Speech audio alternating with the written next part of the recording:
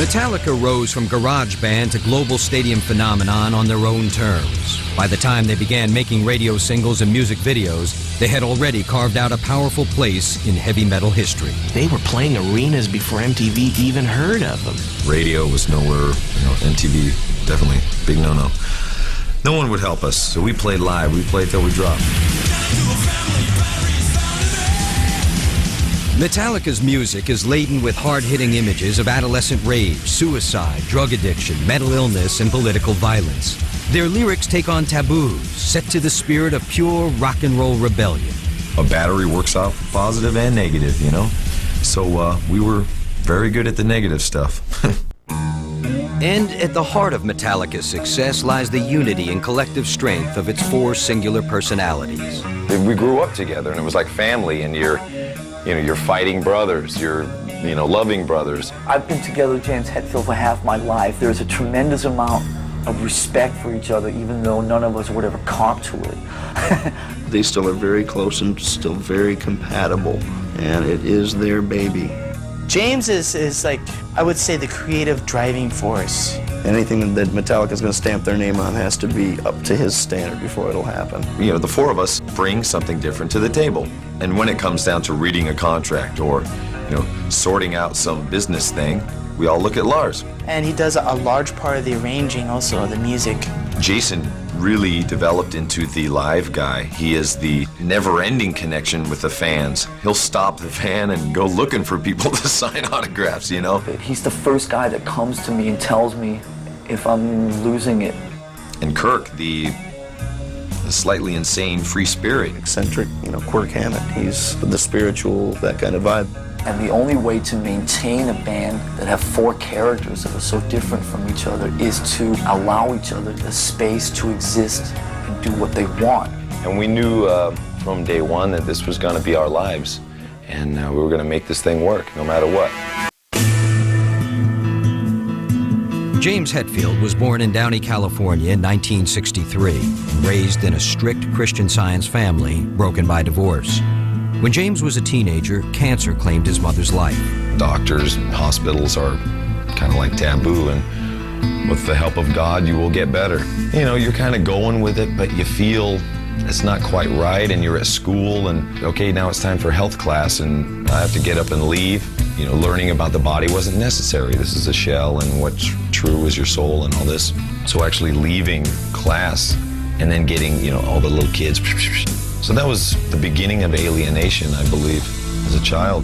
Back then, James was like the most introverted person you've ever seen. He didn't really talk. Anytime you'd see him, he'd just, hey, how's it going? Pick up his guitar and just start jamming away, In 1963, on the other side of the globe, Lars Ulrich was born to a prominent Danish tennis pro.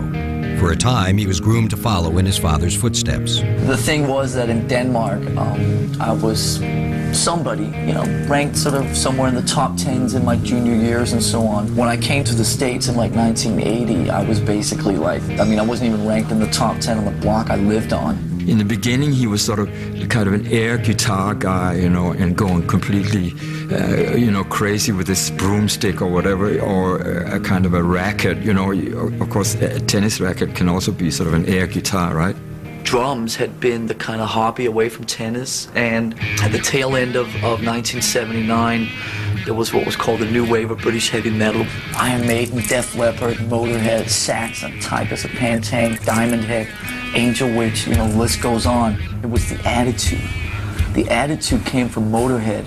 Rock and roll is supposed to bring you crazed joy and rebellion for no apparent reason, for its own sake, right? That's what it started out as, music to piss your parents off with. James and Lars met in Los Angeles in 1981, drawn together by fate, and the musicians wanted ads in a local paper. Under heavy metal, there were two guys, and it was me and him.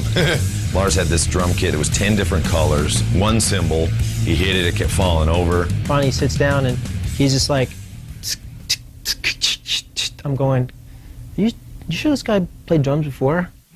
What Lars may have lacked musically, he more than made up for with his personal connections in the heavy metal scene. Lars had a friend who was producing a compilation album featuring local metal bands. Lars called me up and said, hey, if I put together a band, can I be on your compilation album? I said, yeah, absolutely, no problem. Lars had really had a spot on the record, but no band. So, in my kind of will and maybe greediness to get going in this thing, said, okay, we'll hook up. The band had a spot reserved on an upcoming album. Soon they had a second guitarist, Dave Mustaine. I went in there and I set up my gear. I started warming up, and these guys were all in the other room. And I walked in there and I said, come on, let's go. And they said, you got the job. And I went, well, that's easy. In 1981, Metallica's frenetic two-guitar sound was a direct assault on LA's softcore glam rock scene. We weren't doing what they were doing. They were playing pretty much cheeky music because they wanted the girls, and all we wanted to do was rule the world. If you came here to see spandex and big hair, this ain't your band. And that was kind of became our war cry, you know? Metallica met with an apathetic response in the LA clubs, which only served to fuel their aggressive play. That developed our style. We were up on stage, we wanted attention. We're gonna play louder, we're gonna play faster. Our whole existence pretty much was for guitar dominating the world and getting liquored up. In the winter of 1981, a benefit for Metal Mania magazine brought the band to San Francisco. The city was a hotbed for the new heavy metal movement.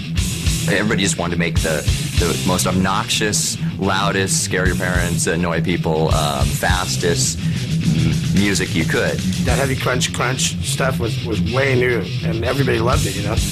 It tickles your the same kind of funny bone that makes you break windows when you're a kid. One of those Bay Area fans was Exodus guitarist Kirk Hammett.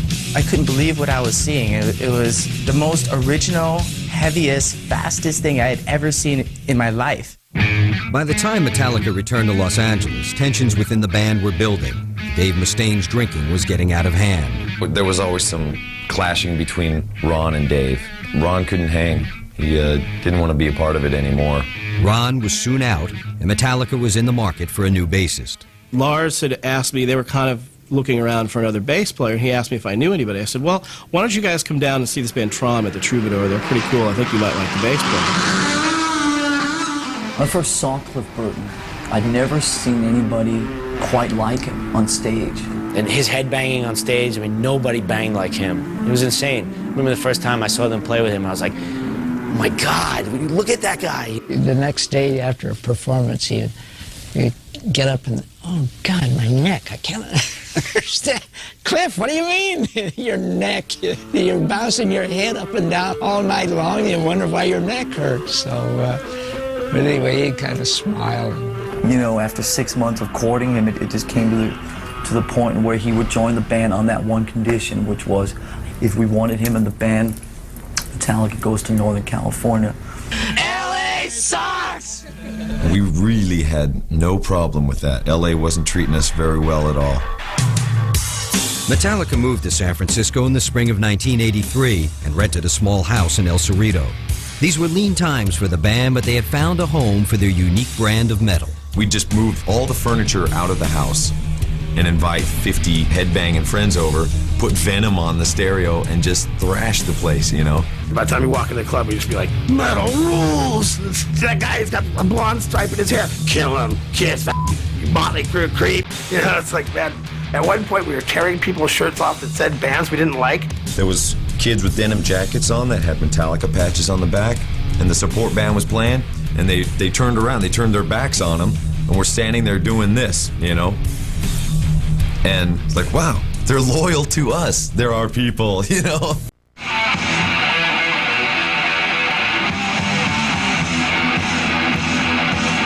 In 1983, Metallica had moved to San Francisco to join forces with eccentric bass genius Cliff Burton. At that time, a brisk underground trade in tape cassettes kept metal fans up on the latest hot bands. A band that would never play once would get famous around the world within a few months just from the copies of their demo getting around all around the world. When Lars circulated Metallica's 7-song demo, No Life Till Leather, the band became an underground sensation. That they had this huge, giant following before they even really had a record out. Metallica's demo wound up in the hands of Johnny and Marcia Zazula, who ran a music flea market in New Jersey called Rock and Roll Heaven. It was the East Coast capital of the growing metal movement.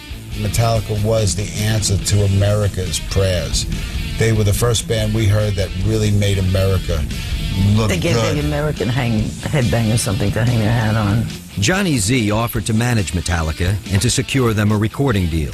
So we come out to New York and we meet this guy who was giving us, $75 to drive across the country. It's like, hi, we're Metallica. Hi, I'm Johnny Z. Well, John, come here. Well, you see the guy with the Dave Mustaine? We're actually going to get rid of him next week. Whoa. That trip was very detrimental to my leaving the band. When we would get drunk, they would get silly and I would get really violent. And violent people and silly people don't mix when they're inebriated. They came to the East Coast, hungry with a goal and a mission. We were ready to guide their career. We had shows for them, but we were not people of means. And they wanted to rehearse, and they wanted to play. But we said, what are we going to do? So Anthrax had a place, a little rehearsal place in Queens. We set him up with a room at this place, the Music Building in Jamaica, Queens, which was basically what would be now considered like a crack house.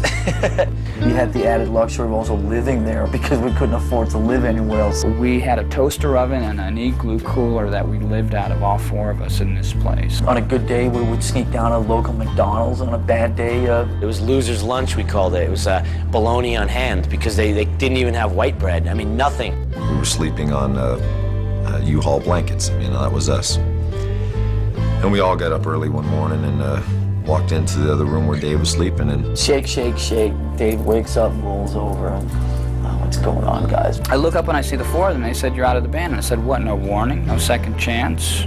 The famous line, Dave, you're out of the band.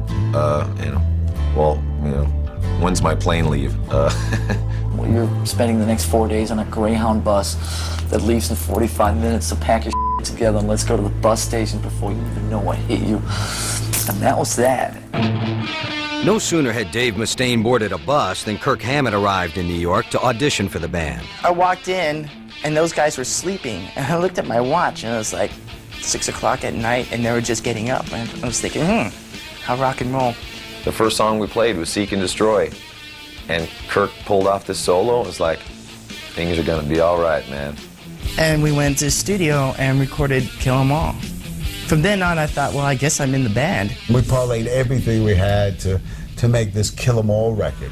We thought this was an amazing record. It was a classic. We have a debut album out on Megaforce Records. It's called Kill 'Em All. We're glad to kill all you tonight. Who wants this? The international metal underground was primed for Metallica's first album, Kill 'Em All, and sales soared to over 300,000. The band toured Europe and America for most of 1983, supporting the album and widening their audience. They lived it, they breathed it, they slept it, metal. And the kids did the same exact thing. We were very proud that we were four regular guys in street clothes getting up there and jamming. Why should we change? We're on stage. We're not trying to be something big and fancy, It's just us doing what we do. Let's keep it that way. In 1984, the new American metal scene had found a champion in Metallica.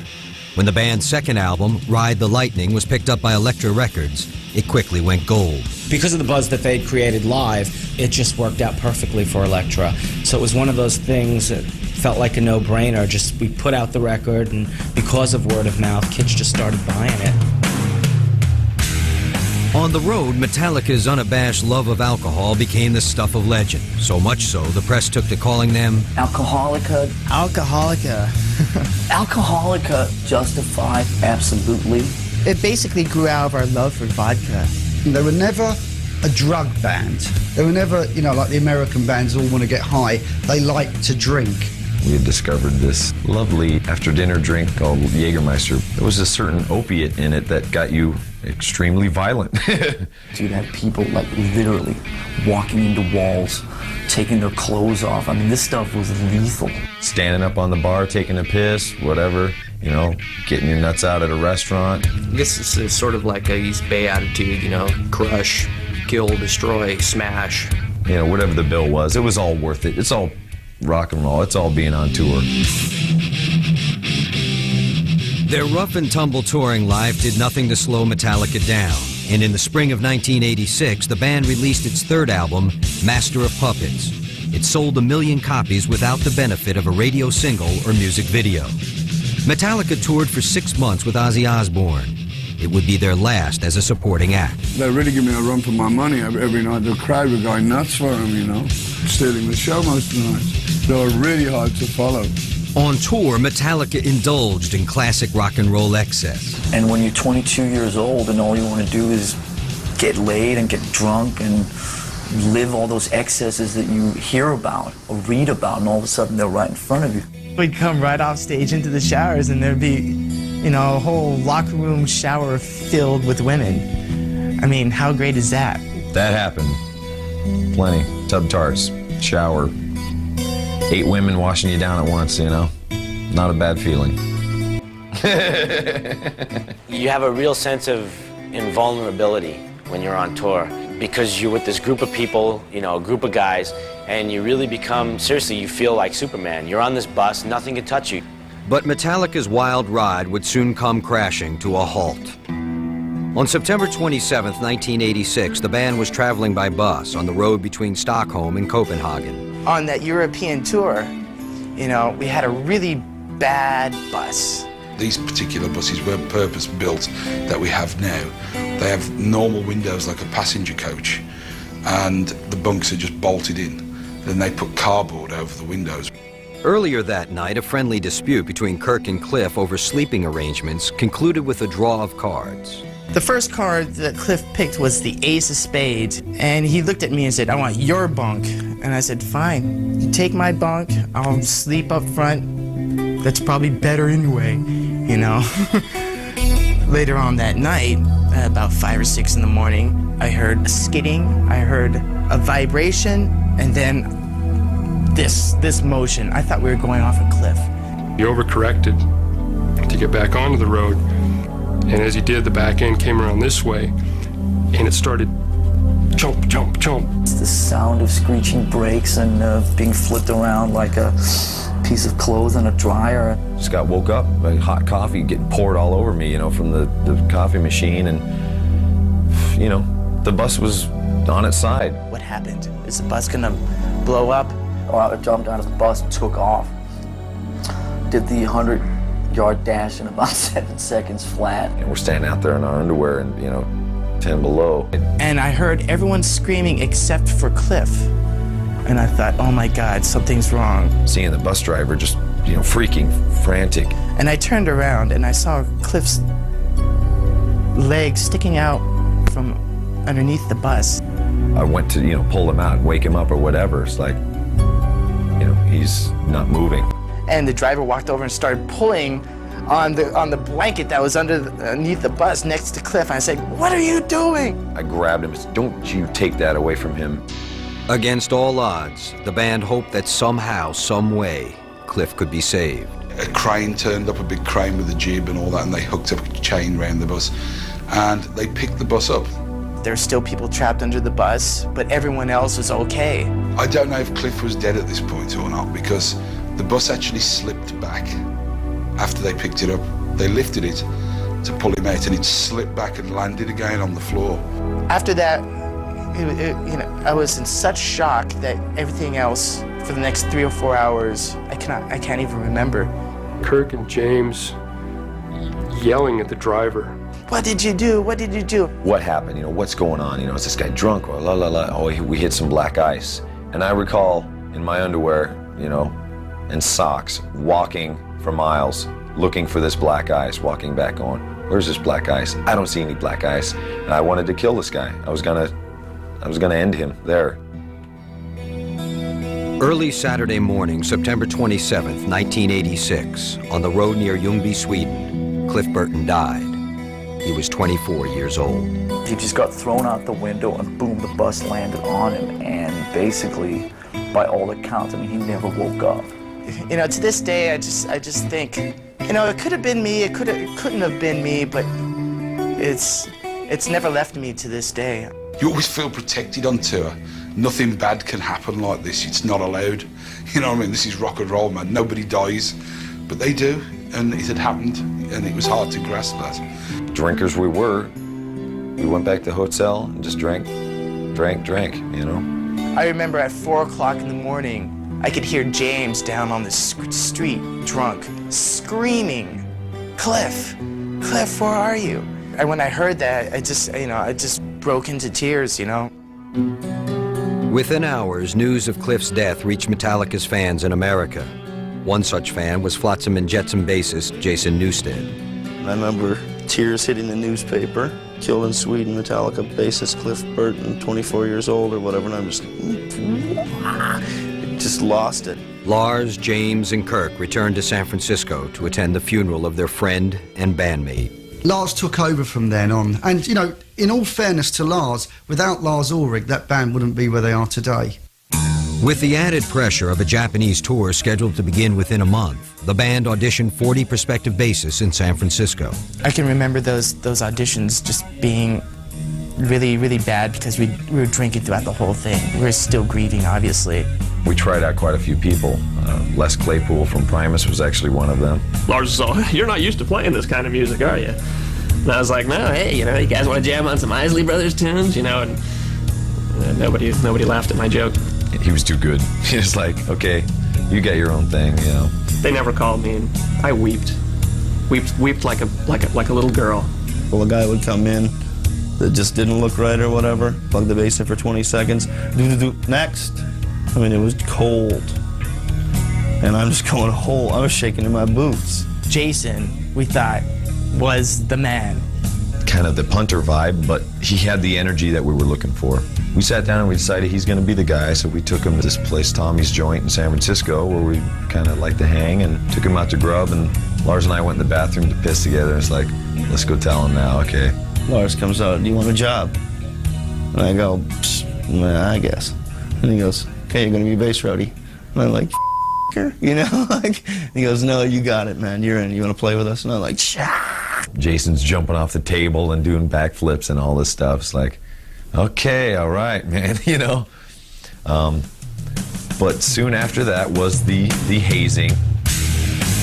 We gave him a pretty tough time because we didn't want him to think that he just like waltzed into a perfect situation, you know. And then when a period of calm hits, that's when the reality starts setting in. And then all of a sudden all hell breaks loose. And then the emotions start coming out. You know, I hate to say this, but Jason became the scapegoat for you know, the tragic loss that we had just experienced with Cliff. With the specter of Cliff Burton's death hanging over the band, they embarked for Japan in the fall of 1986. But for Metallica and their new bass player, the transition was a hard one. We were all trying to see his boiling point, you know, or how much he can take, you know. We told everyone he was gay. We would go out to the hotel bar and like buy drinks for everyone and charge it to Jason's room. And then we went to sushi that night. "Jace, that green stuff, it's mint sauce. Put some of that, you'll love it." Wasabi. But he kept walking into every single landmine and every single trap we set for him. And that just made it more and more fun. Part of loving him means that he has to accept us for who we are, which is not easy. I mean, everyone thinks, wow, this guy's landed the greatest gig, etc. On the one hand, yes, but on the other hand, think of all the baggage that he's got to plow through, plus he's got those three.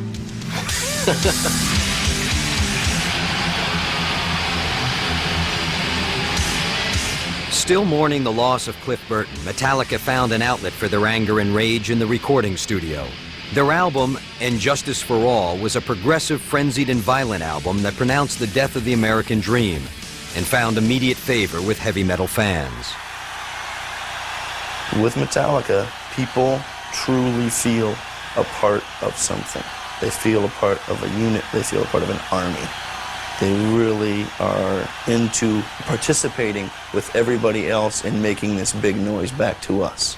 Sometimes so intense that it's louder than the PA system. They'll leave a venue like at 4 o'clock in the morning and there's kids still waiting out there. It doesn't make a difference how tired they are. They'll talk to every single one, sign every single piece of paper. They're incredibly gracious and generous, and their fans know it and appreciate it. We're just 4 lucky fans that got together and started playing. This could be you. The recording process took over 10 months and cost over $1 million. The grueling sessions were plagued by creative differences and personal conflicts. Throughout the whole recording, we were so anal about everything, so protected about everything, so guarded about everything that it created a lot of tension. We forgot why we were there. to create and play music. By the time the album was finished, 3 out of 4 of us were divorced. But by surviving the creative turmoil, Metallica emerged a stronger, better band. In August of 1991, they released their self-titled 5th album. The controversial cover reinforced the no rules but Metallica rules ethic. Black sleeve, black logo, no explanations. We've got a bone to pick with these two. You know, it's called Black Album. It's called Black Album. Now, where did the idea come from to do an all-black album, Metallica representatives? The Black Album entered Billboard at #1 and went double platinum in less than 2 weeks. It went on to sell 18 million copies worldwide and helped draw a mainstream audience to uncompromising heavy metal. When you have a record that won't go away, it gives you the opportunity to keep touring on it. Basically turned into a challenge for us, another challenge. Hell, Metallica, we'll tour 2 years. Screw it. We got the endurance. Metallica toured relentlessly for the next 2.5 years, playing more than 300 dates worldwide. Obviously, they're known for touring and touring and touring and touring, but in this kind of music, they proved to be the ultimate road dogs. Since day one, that's how we got our fan base. We got to love playing live, and touring was our thing. The band stopped in Moscow to perform for a crowd of over 500,000 Russian rock and roll fans. Russian boys running up, hugging you, going, "We love Metallica," you know. We've been waiting our whole lives, and the energy that we got from them was just so amazing. But in the turbulent wake of perestroika, the enthusiasm of the crowd clashed with the Russian military authorities. Violence erupted. It's all military, beating kids down, just whacking them. They don't know, they don't understand what a release is at a show. They don't know what's going on here. During the show, the band was unaware of the mayhem.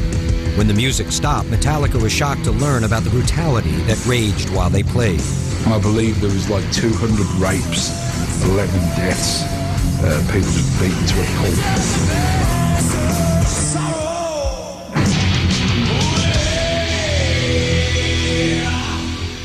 In the spring of 1992, a summer tour was planned featuring Metallica with Guns N' Roses.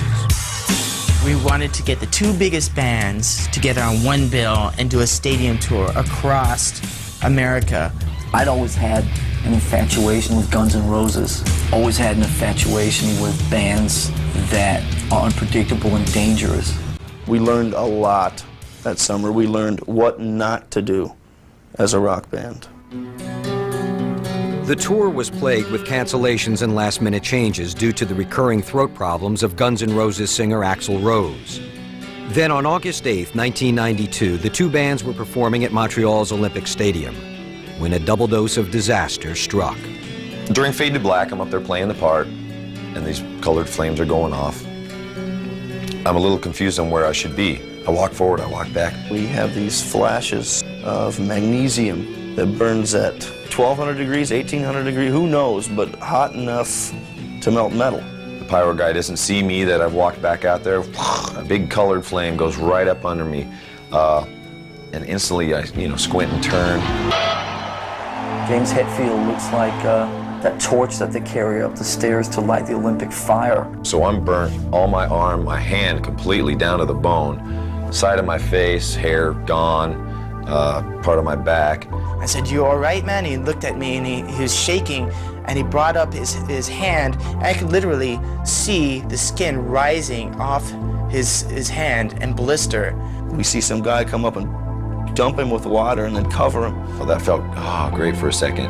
Then I looked down and watched the skin just rising and things going wrong. Total confusion, and adding to the mix, 50,000 people. This is in Montreal, French speaking everywhere. We're trying to explain what's going on. Can we get to a hospital, please? A hospital, yes. And his skin is bubbling like on the Toxic Avenger. They're calling, for an ambulance, and the security guys are kind of walking around, and the one guy bumps into my hand, I remember, and I just lost it. I screamed, I punched him right in the nuts. I'm going, oh my God, it's over. Oh my God, our band is done. Lars took the stage to calm the disturbed and agitated crowd. We're very sorry, but we can't continue the concert for you guys tonight. This is pain I've never felt in my whole life. And it won't go away. I'm freaking at this point, anxiety, we got to get moving. We got him into ER. The doctors and nurses there were great. They cut off his rings, his fingers were swelling. It was not a pretty sight. Because with the pain he was still going through and the unknown future that this was pointing the way to, one of his first thoughts was getting a replacement guitar guy to make sure the tour didn't have to stop. And survived. His future with the band was uncertain at best. Meanwhile, back at Olympic Stadium, a tense crowd waited for Guns N' Roses to perform. Guns N' Roses could have come out and saved the day by going on and playing a 3-hour blistering set. He could have been the hero of the day, you know. We continue the show and, you know, the band plays on and we're here to bring music and he throws this fit. Axl's monitor system wasn't to his liking. Then Storm 2 of the evening kind of happened. He'd said something into the mic and just threw it down and walked off stage. Axl didn't want to be outdone. And that's when all hell broke loose. So the kids start freaking, turning over cop cars, fighting the police, burning everything inside. People just storming into the grandstands and destroying everything. Some cars were on fire, there were people hurt, and we couldn't leave. I go and light myself on fire, and he upstages me. And so we went into the dressing room, you know, and they're acting like nothing happened. Axl's down there with the cigarette holder in one hand and the champagne glass in the other. He said, my voice is giving me trouble. Your voice is giving me trouble. You shouldn't probably be drinking or smoking. And it reminded me of what it must have looked like when Rome burned and Nero played a fiddle. We can relate to Axl and his attitude, you know. So we learned quite a bit on what not to do.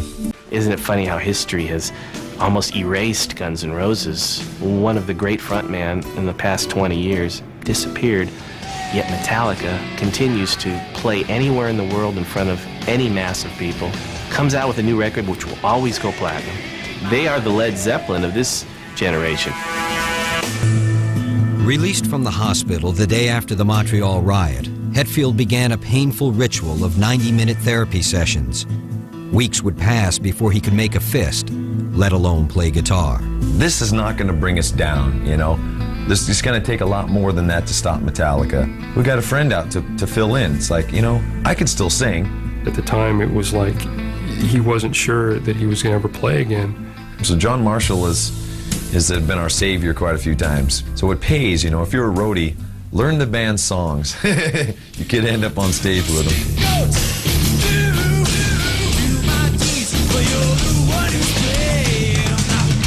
He was very, very, very motivated to heal himself as quickly as possible. And James is the kind of guy who doesn't like letting people down.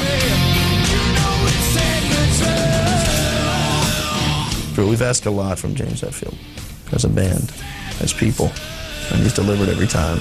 It was always, I'm going to play. This is my life, and I don't care what happens. I'm going to continue.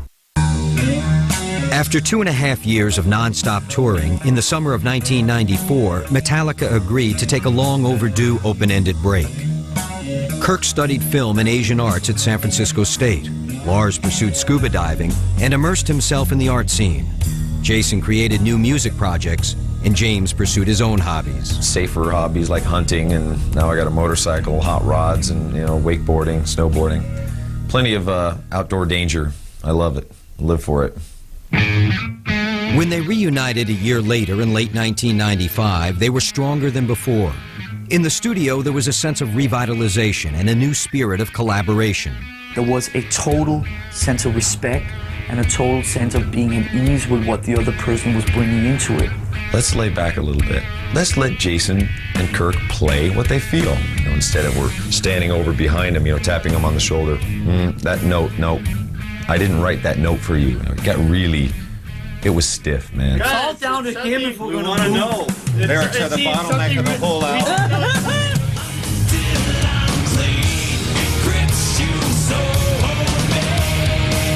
In June of 1996, Metallica released their first studio album in 5 years, Load. Although it entered Billboard at #1, the band's 6th album met with an unexpected backlash. I can understand, like, this kid has the photo from 1991 from the Black Album. That's my Metallica. The next photo he sees is 5 years later, and it's on this other record that has semen on the cover. And these guys on the back in Cuban pimp suits with martinis and cigars and no hair. Who is that? It says Metallica on there, but I don't recognize these people.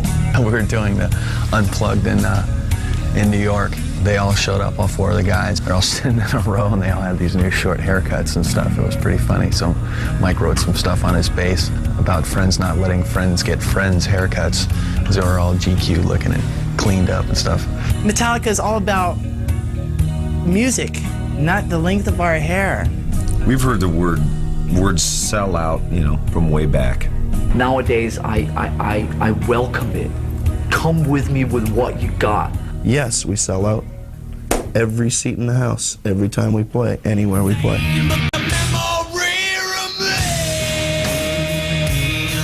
Today, after nearly 2 decades together, Metallica shows no signs of slowing down. With the release of their 7th album, Reload, in 1998, the band was back doing what they love most, performing live in concert. The upside is playing with 3 of the greatest musicians that I've ever played with in my life, and going out on stage and watching the look on the fans' faces when we play their favorite songs, and just to feed off that energy that comes off the crowd, you know. That's a really amazing thing. And that's why they keep coming back every time, because we have delivered every time live. That is our forte, and it will hopefully continue to be for quite some time. And I think that the biggest accomplishment that we can do is to make that last another 10 or 20 years, and finding a way to stick around and challenging ourselves and challenging our audience. And that, I think, will be the ultimate Metallica accomplishment. We can play kind of whatever, wherever we want. This freedom is just awesome. There's no stop sign in front of us yet, man. We're gonna roll on, and because, you know, like I said, this is family, and we don't know anything else, man. That's it.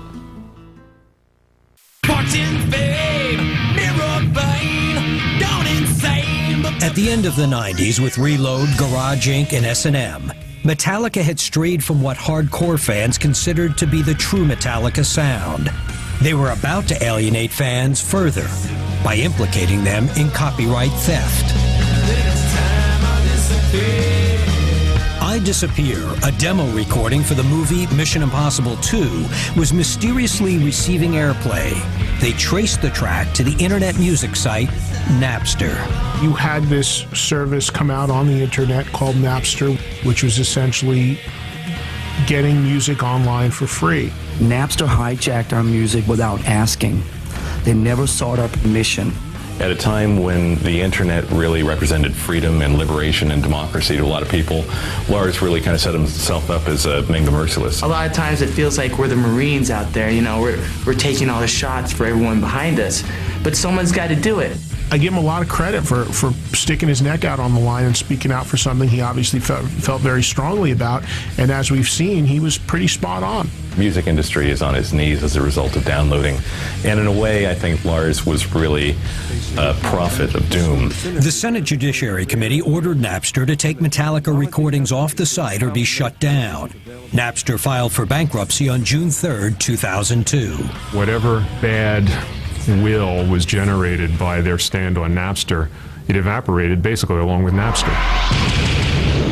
After 14 years of headbanging, Metallica bassist Jason Newsted has quit the band. I was shocked that Jason left, but ultimately not terribly surprised, because I know that he had ambitions as a writer, as a player. He wanted to work with other people. Jason was planning to release an album with his side project, Echo Brain.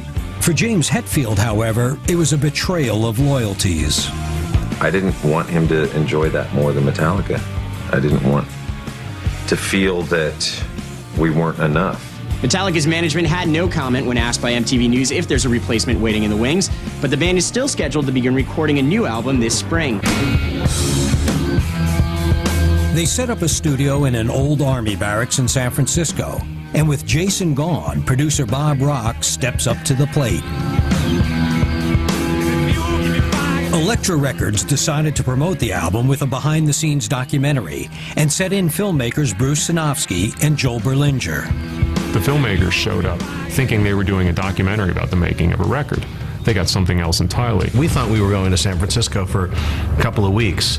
We had no idea we would be there for a couple of years. The film becomes a harrowing document of a band exorcising their demons in public, and aptly titled Some Kind of Monster. We're in moods and we're not going to get it. All you want to do is pick a fight, and I don't want to pick a fight. I think they loved each other very dearly. They just didn't know how to express it. When they cared about each other, it was very deep. And when they were giving each other, and really pushing those buttons, it was clear that they really disliked each other. You're just sitting there being a complete I was straight up with you, and I told you I'm in a mood. And what have you been doing? Picking at me all night. Come on, guys. We have better things to do. Yeah, I do. I do.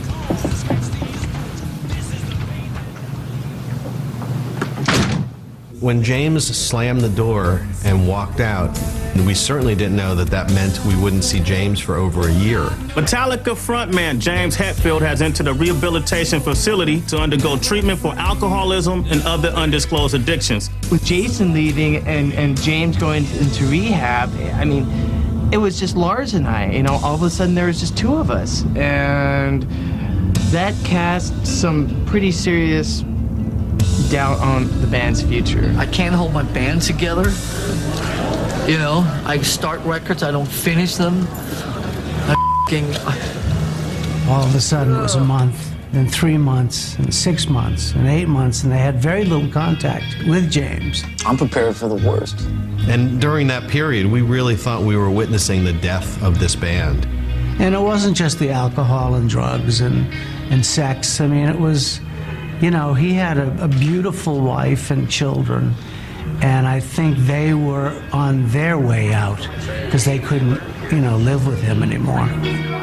James had undergone a year's serious rehab to rebuild his life, not only with the band, but with his family, too. I'm working really hard on being the best dad and father and husband I can be.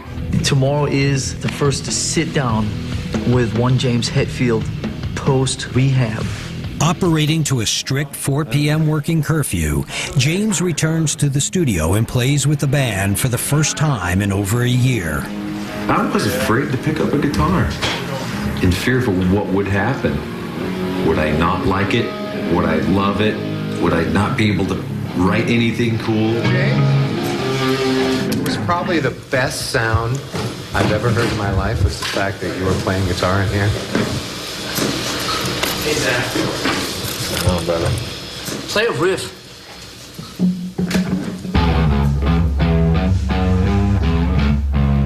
James's brave decision to take a break from Metallica had breathed new life into a band close to death. With the new album completed and tour plans already in place, it was now time to find a replacement for Jason Newsted.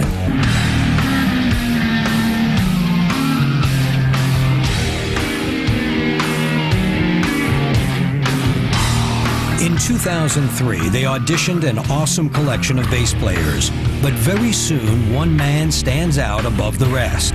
Ex-Ozzy Osbourne player Robert Trujillo. We want you to be a real member of this band, not just a hired hand. To show you how serious we are about this, offer you $1 million to join our band right now. Invisible kid, never see what he did. Got stuck where he hid, falling through the grid. After 3 years in production and despite the near disintegration of the band, Saint Anger is finally released in June 2003. Although it debuts at #1 in America and the title track wins a Grammy, the album received harsh criticism. Overthought, beyond belief. The album contained no guitar solos from Kirk Hammett. I may be in the minority, but I like Saint Anger a lot. It's all riff. The band got down to the process of promoting the album. They found the perfect location for the Saint Anger music video, San Quentin Prison. It fit in perfect with my vision of the song and the lyrics. Anger just come out sideways, the wrong way instead of a healthy way. Both James Hetfield and Metallica had teetered on the edge of their own personal precipice, and they were now ready to return to the safety of the stage. The next 2 years saw Metallica doing what they love best, playing live on tour.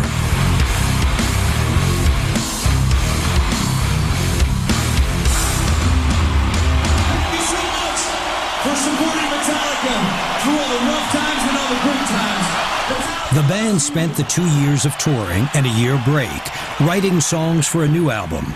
Then another shock for Metallica fans. In 2006, Metallica announced that after 15 years in the chair, Bob Rock would not be producing their next album. In stepped legendary producer Rick Rubin.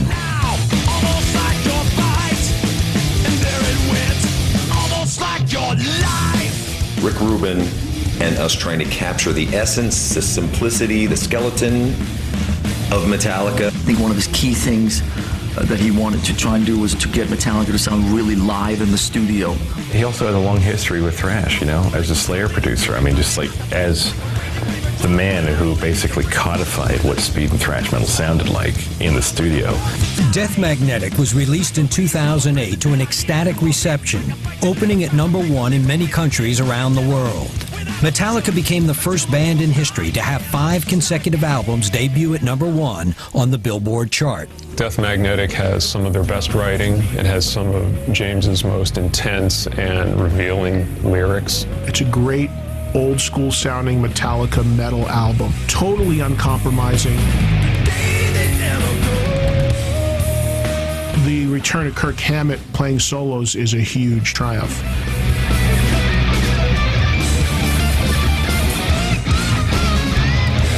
Cyanide, My Apocalypse, Broke, Beaten, and Scarred.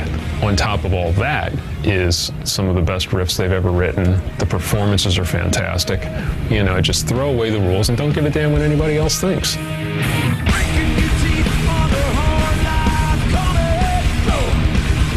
Broken, Beaten, Scarred is just huge, and it works so well live. You don't just applaud the music, you applaud what they've been through and the fact that they have been able to resurrect what made them so great in the first place. The world goes away when we play. There can be no bad.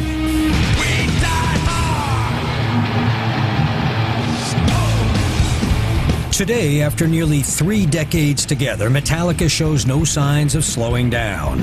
With Death Magnetic, they had re-established themselves as the greatest force in heavy metal. And the rock and roll establishment finally agreed to. It is my sincere honor to induct you all into the Rock and Roll Hall of Fame. Contribution to the success of the band, Metallica included Jason Newsted in the induction ceremony. Thank you for giving me the opportunity to share the experiences of these amazing, bountiful decades of heavy metal ambassadorship. I want to thank Lars for calling me.